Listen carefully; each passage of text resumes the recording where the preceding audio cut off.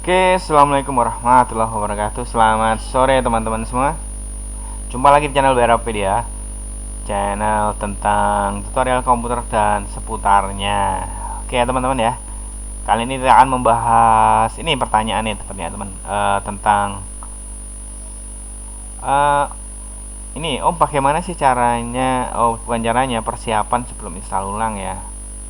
Biar kita tuh nggak kehilangan data-data dan macam-macam. Soalnya dia tuh pernah install ulang gini kan, dia pernah install ulang tapi data-datanya hilang semua, kayak foto, kayak mungkin dokumen-dokumen yang pernah diketik atau gambar-gambarnya itu hilang semua gitu kan.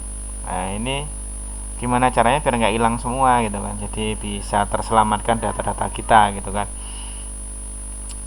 Yang jelas yang pertama adalah ini persiapan secara global ya, bukan cuman ini ya, bukan cuman untuk melindungi data-data kita tok ya. Jadi pertama-tama adalah kita harus cek dulu spesifikasi laptop kita, spesifikasi komputer kita, sesuai nggak sih, kuat nggak sih nanti kalau dipasang dengan sistem operasi Windows yang mau kita install nanti, misalkan Windows yang makin baru atau Office yang lebih tinggi atau aplikasi yang lebih tinggi, kita kira-kira spesifik laptop kita mampu nggak gitu kan. Ya caranya simpel ya, ceknya pakai diag itu kan, kita bisa tahu RAM kita, diag ya seperti biasa, diag di run dulu, kita jadi tahu spesifik laptop kita ya. Paling enggak kita prosesor kita tuh core berapa, RAM kita tuh berapa. Kalau nanti kita install Windows 11 cukup nggak, mampu nggak dia jadi lemot nggak. Kalau kita install Windows 10 lemot nggak gitu kan. Nanti kalau kita install aplikasi yang seperti ini nanti kuat nggak ya. Caranya kita tahu, bagaimana cara kita tahu spesifikasi seperti ini. Terus cara kita tahu ini Windows tuh minimal spesifikasi seperti apa ya, kita nanti bisa baca di ininya ya, di paling nggak googling lah. Kalau kita nggak tahu cara ini, misalkan ya googling caranya seperti ini ya. Ini ya siapa tuh, googlingnya gini, kata kuncinya adalah spesifikasi untuk Windows 11 ya, kayak gitu. Nanti tinggal klik enter aja, nanti dia muncul RAM-nya mesti berapa, prosesor seperti apa, nanti dia muncul. Terus sesuaikan dengan punya kita yang di sini nih. Misalkan nanti kita muncul harus Core i3 ke atas, harus RAM-nya berapa. Nah, itu sesuaikan dengan punya kita di sini. Kira-kira cukup nggak, mampu nggak kita pakai prosesor kita sama RAM kita. Nah, gitu kan.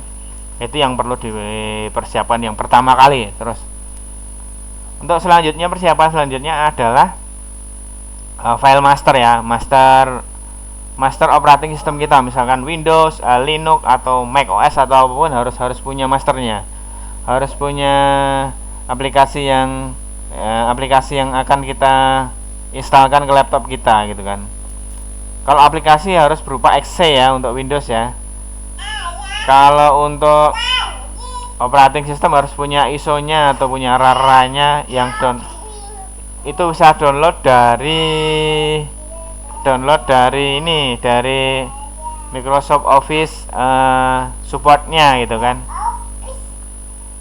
Kalau susah menemukan, bisa aja dengan cari di Google dengan kata kunci ya, download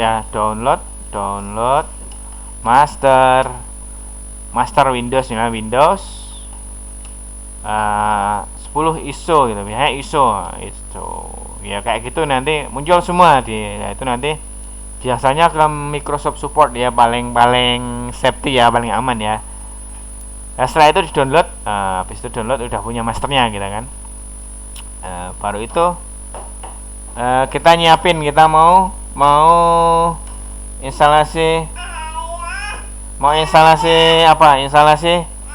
dengan media apa, misalkan pakai flash disk ya, kita siapin flash disknya, kita bikin bootable disknya. Kalau pakai CD-ROM ya harus punya master di CD-nya gitu kan.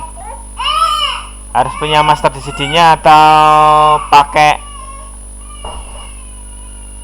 apa ya, Windows HDD juga bisa ya. Windows HDD kita harus punya file ISO-nya. Ya kalau saya paling ya mungkin paling suka itu pakai flash disk atau Windows HDD ya. Kalau install ulang pakai Windows HDD aja ya. Jadi nggak susah-susah bikin bootable disk ya. Kayak yang tutorial udah pernah saya bikin ya. File master sudah ya. Sekarang terus persiapan lagi selanjutnya adalah memindahkan file-file yang ada di drive C atau drive yang akan kita install. Misalnya drive C ini ada apa nih, di download ada apa nih, misalkan ada data-data PKL kita, data-data tugas akhir kita. Nah ini pindahin semua ke sini. Misalkan ini pelajaran ya, anggap aja ini yang akan kita pindahkan ya. Ini data-data penting kita di sini nih. Di cut dulu, cut, terus pindahkan ke tempat yang kosong. Ini paste, udah dia pindah ke sini. Nah, pindahkan semua data-data yang penting di drive C ya, atau drive yang kita ingin install ya. Jadi data pentingnya nanti udah pindah ke drive selain C ya. Kalau C ini nanti kan akan kita timpa dengan sistem operasi gitu.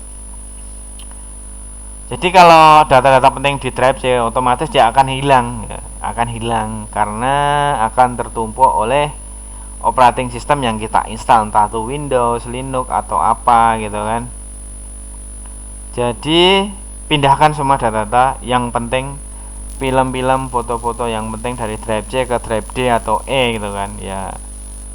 Dan pastikan drive D dan E itu cukup untuk memindahkannya gitu kan. Kadang-kadang kita main cut terus paste aja, ternyata drive D-nya penuh, drive D E nggak muat gitu, akhirnya kan harus membuang. Jadi seleksi mana yang penting, yang nggak penting dibuang aja, dihapus saja. Shift plus del, pakai Ctrl Shift plus del itu delete permanen ya. Jadi nggak nyimpen lagi di hard disk gitu kan. Apalagi ya kira-kira ya. Masternya harus ada yang pertama, terus pertama cek spesifikasinya sesuai enggak gitu kan, nanti ya. Terus kedua download masternya. Yang ketiga bikin installernya harus pakai apa Windows HDD atau pakai flash disk. Kalau pakai flash disk harus punya Rufus ya, jadi pakainya Rufus atau software yang lainnya juga boleh, yang penting bisa membuat bootable flash disk gitu kan. Tapi kalau saya kalau install ulang lebih suka pakai Windows HDD, nanti di hasilnya seperti ini nih, nggak ada rename dia nah, seperti itu. Yang terakhir pindahin file penting dari drive C atau drive yang akan kita pindah nanti ke drive D dan E yang nggak akan tertimpa ya. Udah gitu aja ya, nggak usah terlalu lama. Dan misalkan teman-teman ada pertanyaan, silahkan tanyakan di kolom komentar. Insya Allah nanti akan kita jawab. Kita bikinkan video tutorialnya bagaimana cara menyelesaikan masalah kita nanti. Oke teman-teman, jangan lupa subscribe dan sampai jumpa di video selanjutnya, dan terima kasih untuk pertanyaannya. Salam dan sampai jumpa.